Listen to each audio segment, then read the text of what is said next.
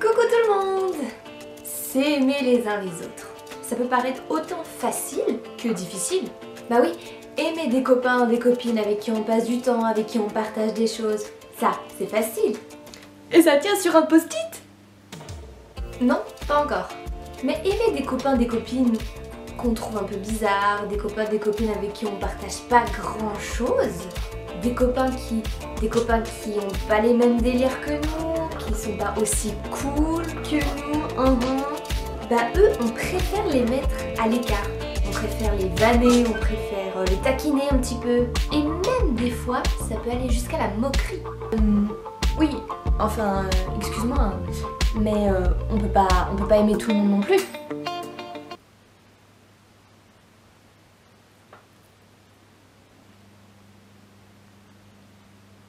Mais t'es qui toi?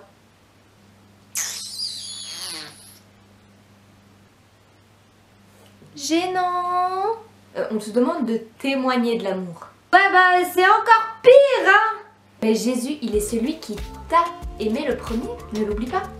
Allez, prends ta Bible et on va chercher dans Jean 15 au verset 12. T'es prêt? Voici mon commandement. Aimez-vous les uns les autres comme je vous aime.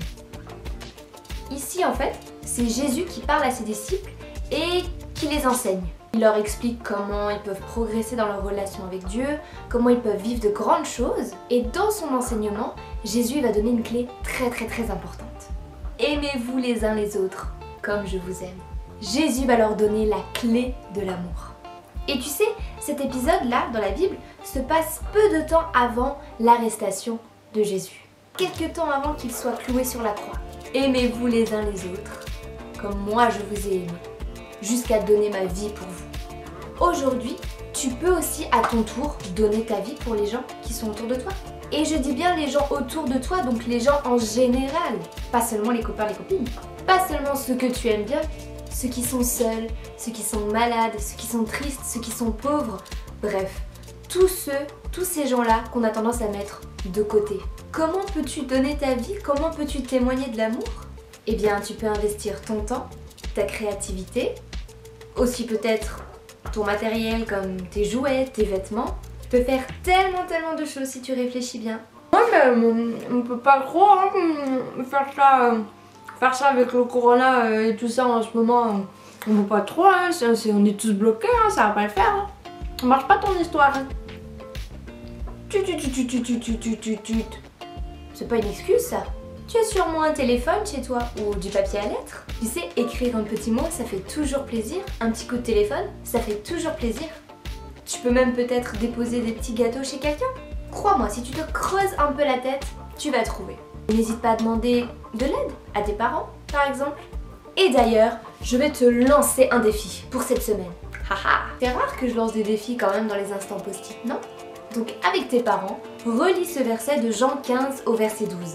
Parce que c'est facile et que ça tient sur un post-it. Mais réfléchis aussi avec eux comment tu peux faire du bien à, allez, 2 personnes autour de toi. Ou même plus si t'en as envie. Hein. Tu fais une petite liste, tu te notes des idées, comment est-ce que tu peux témoigner de l'amour à ces gens-là, à des gens autour de toi.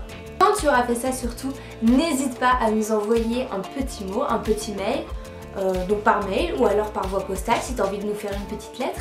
Et n'hésite pas à nous raconter ton expérience et ce que tu as vécu. On se fera une joie de te lire. En tout cas, avec toute l'équipe de Génération Enfant, nous on vous aime grand. Comme ça.